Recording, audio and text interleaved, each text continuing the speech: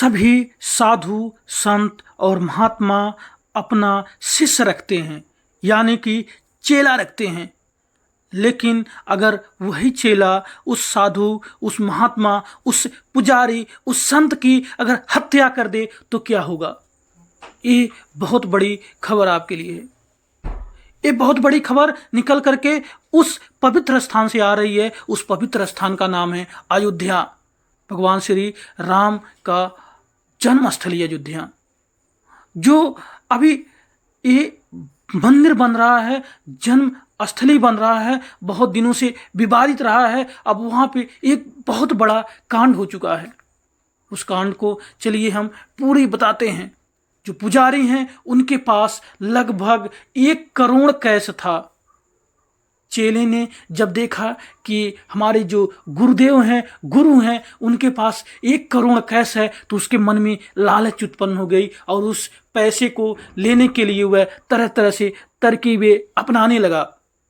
अंततः वह चेला जो है उस पुजारी की, उस गुरु की हत्या गला रेत कर देता है, यानी कि निर्दयता पूर्वक अपने गुरु की हत्या चेला कर देता है। और करीब 10 लाख जितना उसके पास वो समेट सका पैसा, उसको लेकर के वह फरार हो गया। और ये बहुत बड़ी घटना घट गई।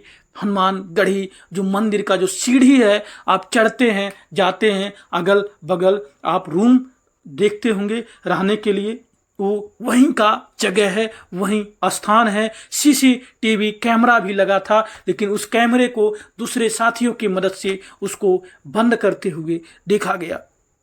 चलिए हम आपको पूरी बात बताते हैं।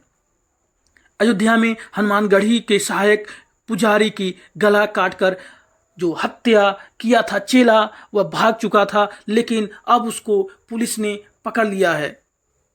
अब वह भाग करके पहले तो शाहजहांपुर जाने की फिराक में था, लेकिन पुलिस के चंगुल से वह बच नहीं पाया है। और मृतक पुजारी के पास करीब 1 करोड़ रुपए का कैश मिला है। यह सूत्रों के हवाले से जानकारी मिली है, जिस पर उसकी शिष्य यानी चेले की नज़र पड़ गई।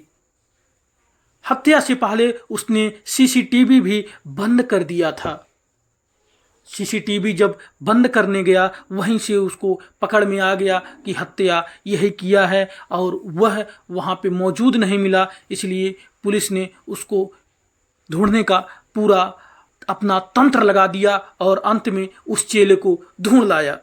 आपको बता दें कि गुरुवार सुबह मंदिर के आश्रम में एक कमरे में पुजारी की लाश मिली थी, और कमरे के चारों तरफ खून पसरा हुआ पड़ा था। और यह जो वारदात है, यह किसी धारदार हथियार से चलने की, गले पे रेतने की यह वारदात हुई थी। और वहाँ से महज कुछ ही दूरी पर पुलिस फोर्स तैनात रहती हैं, लेकिन किसी को इस बात की भनक तक नहीं मिली। मृतक हैं, पुजारी हैं, उनकी जो पहचान हुई है वह राम सहारे दास के तौर पर हुई है। वह हनुमानगढ़ी के बसंतिया पट्टी के साकेत वासी संत दुर्बल दास के शिष्य थे। हनुमानगढ़ी के आश्रम के जिस कमरे में पुजारी की लाश मिली, वह अपने 2 चेलों के साथ वहां पर रहते थे।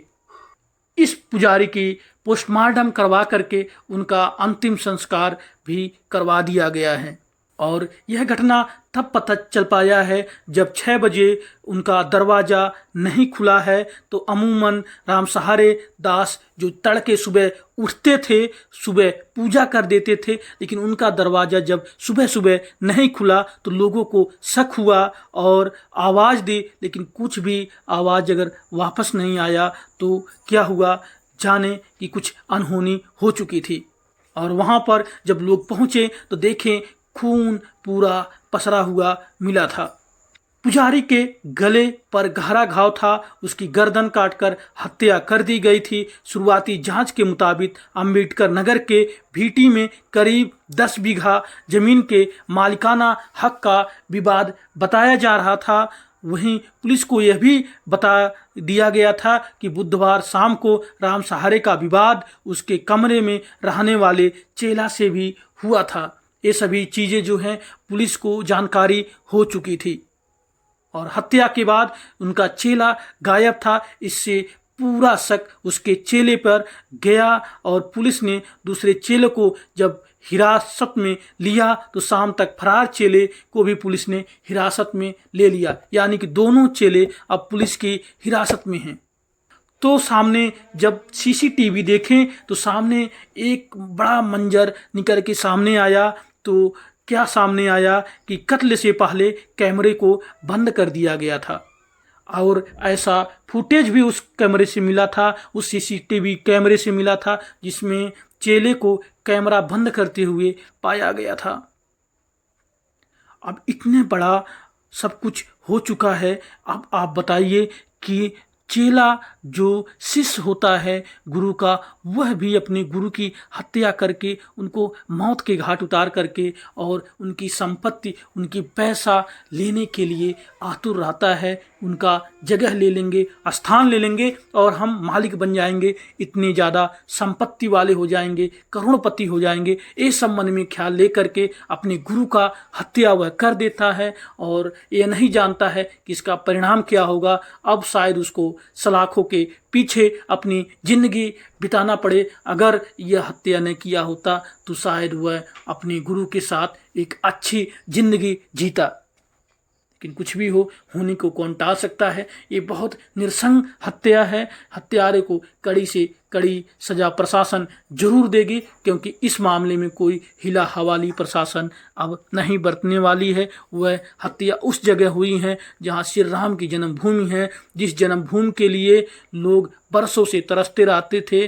अब वह जन्मभूमि बन करके धीरे धीरे तैयार हो रहा है। तब यहाँ पे इतनी बड़ी वारदात में इतनी बड़ी जघन हत्या ये जो हुई है, यह सबका ध्यान वहाँ पे खींच ले जा रही है। इसलिए इस दोषियों को पुलिस प्रशासन अब नहीं छोड़ने वाली होगी और इनको जरूर कड़ी से कड़ी सजा मिल करके रहेगी।